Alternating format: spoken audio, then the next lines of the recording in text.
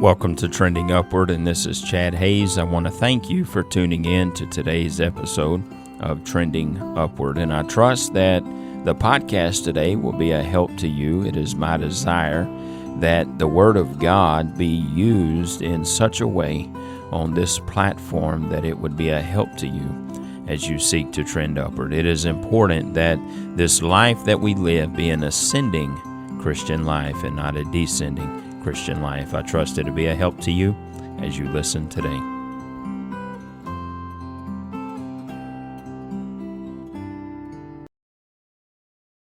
On our last episode of Trending Upward, we looked at spiritual gifts, and today we're going to be looking at guarding your God-given gifts.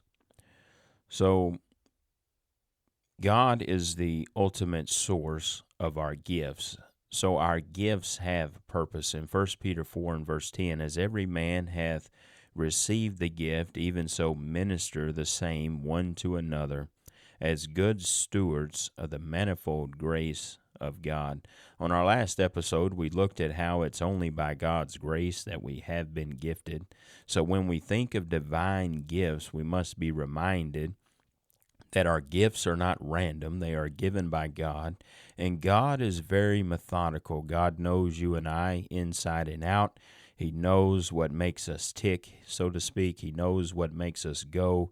He knows how we think. He knows what we like. He knows what brings us a degree of pleasure or excitement, and He gifts you according to His infinite knowledge of you. So when God gives you a gift and God reveals that gift to you, I invite you to embrace that gift because it was given to you by God, and God knows you inside and out.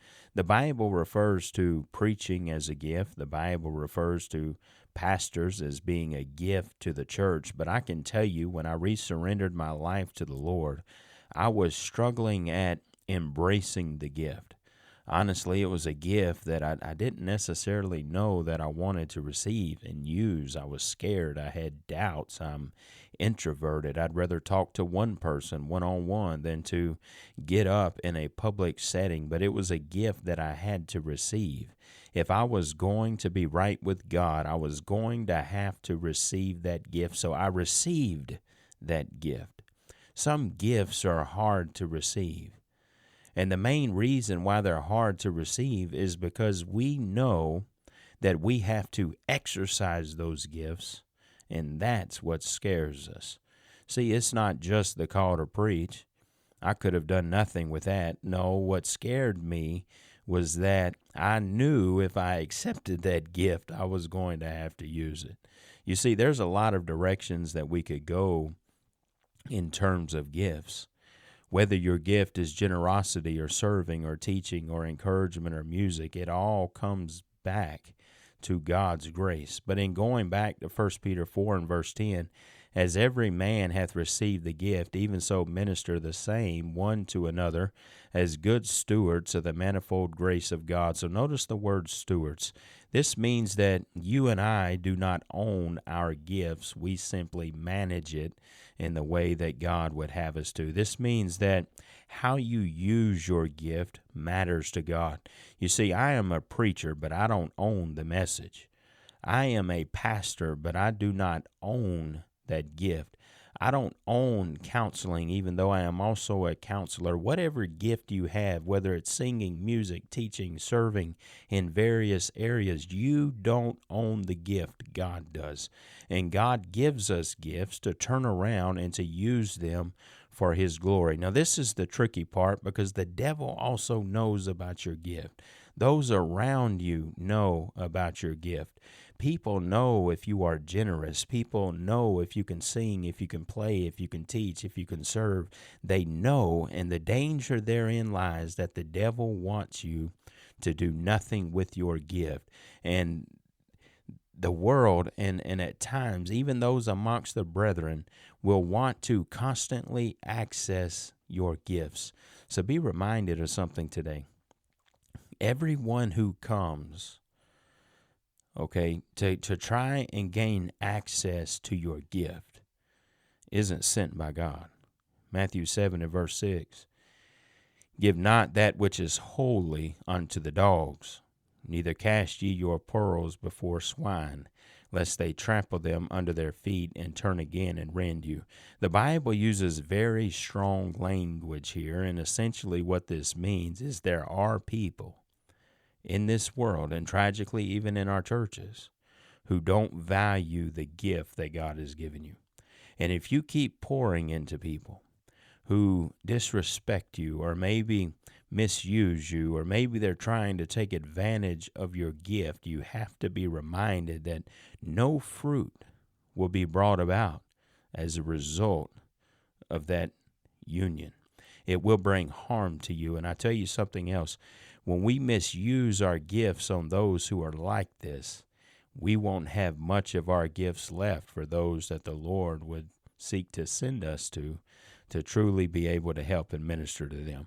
1 John 4 and verse 1, Beloved, believe not every spirit, but try the spirits, whether they are of God, because many false prophets are gone out into the world. So this is important to be reminded that not every opportunity, not every request or relationship is from God. So you have to discern. You have to test the motives of individuals. You have to look at the patterns that they present over time, and you have to gauge the fruit. Just because someone has a need doesn't mean that you are the one that is assigned to meet it. I see Christians all the time struggling in the management of their gifts. They are wore out, they're burned out, their health's out of whack, their sleep's out of whack, because they struggle at managing their gift. Now, folks, this is the hardest thing, but the best thing I have learned in the ministry, and it probably still has me in the ministry. It's learning how to say no, and it's learning how to say I can't. There was a time I would counsel an RU student on Friday night after RU well into Saturday morning until 2 to 3 a.m., and I thought I was spiritual, but I was killing myself. I have learned the hard way to guard the gift. If you want it to still be there for someone else, and if you want it to still be there for the years to come, you have to guard the gift. You've got to protect the gift. I know many in the ministry who have quit on God from being burned out, and it all came down to a lack of guarding the gift. It would be like getting a new job, and your boss gives you your schedule, and on your schedule, let's just say for Monday, you have an 8-hour shift, and you go in for that 8-hour shift, and you work 24 hours. And then you go to the boss the next morning, and you say, I quit. I'm done. That's it. I can't do it. I worked 24 hours, and the boss looks at you puzzled and says, well, why did you do that? I didn't ask you to do that. And I remind us today, folks, that there are people who are burned out because they do more with their gift than what God would have them doing with their gift. We would all agree today that Jesus is our example, but notice something about Jesus, because Jesus set boundaries and lived within those boundaries. Mark 1, verses 35 through 38, and in the morning, rising up a great while before the day, he went out and departed into a solitary place, and there prayed. And Simon and they that were with him followed after him, and when they had found him, they said unto him, All men seek for thee. And he said unto them, Let us go into the next towns, that I may preach there also, for therefore came I forth. So even Jesus did not jump every time there was a need. He would separate himself for prayer.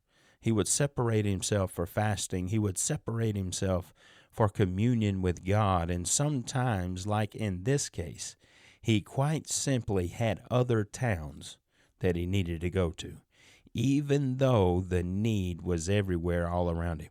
And we have to be reminded today that even with the gifts that we have, yes, the need is everywhere, but we cannot be everywhere, which means we have to be intentional.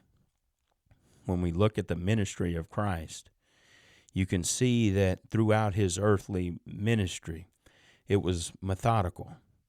He was very intentional. He had a reason for every route that he took, every step that he took.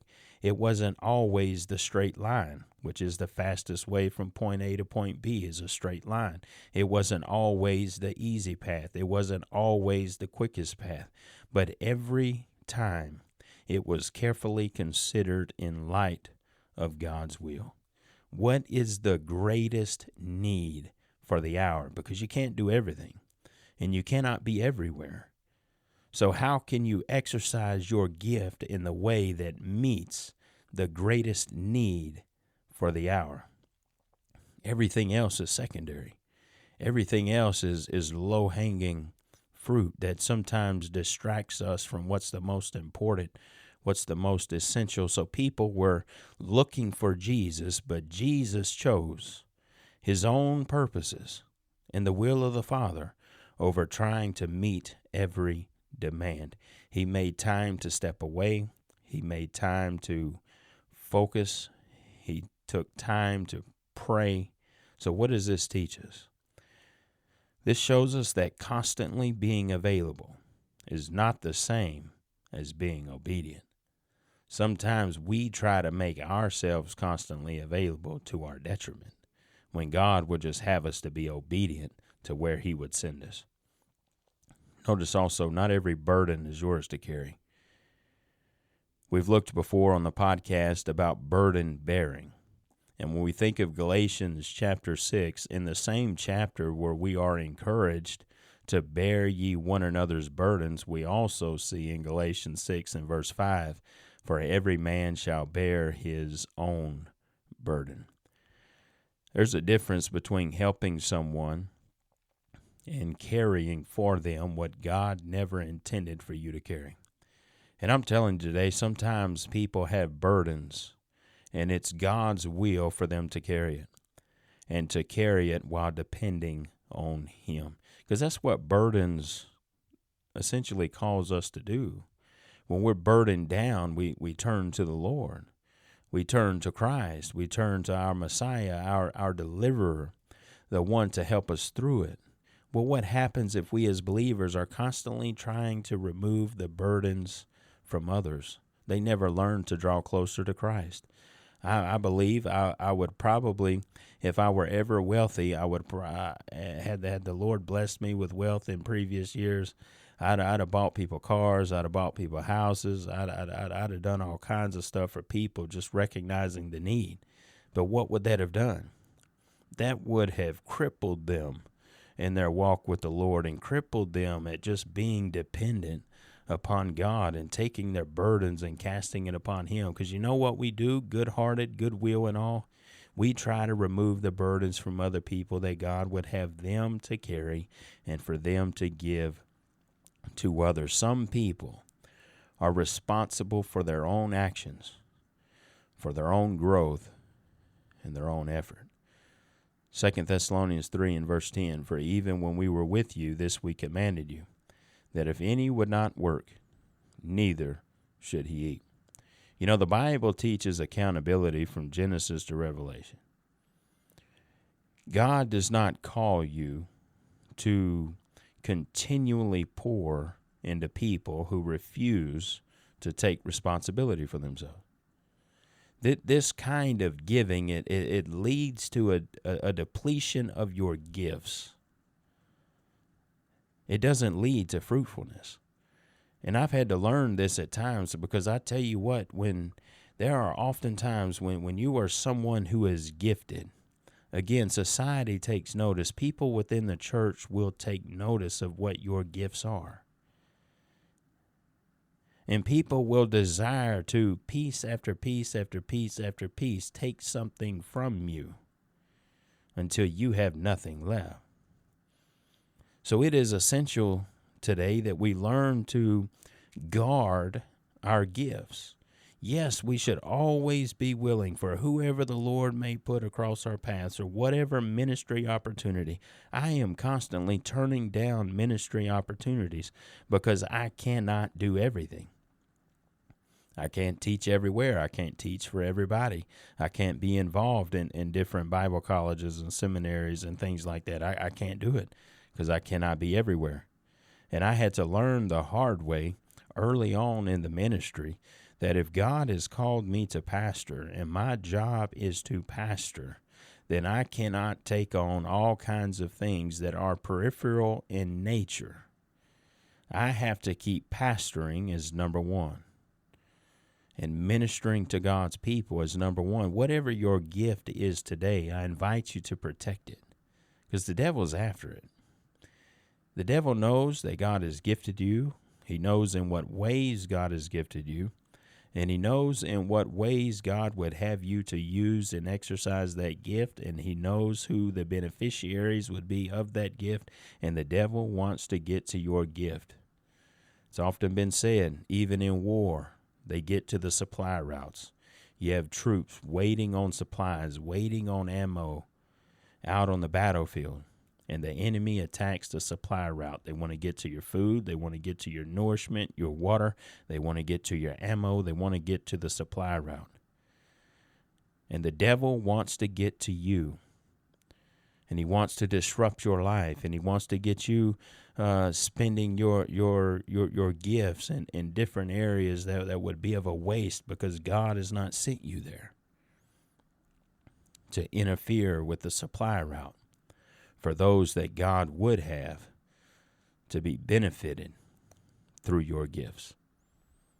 I'd like to thank you for listening today to Trending Upward. If it's been a help to you, I invite you to share this podcast with someone and help get the word out on how they too can trend upward in their walk with God.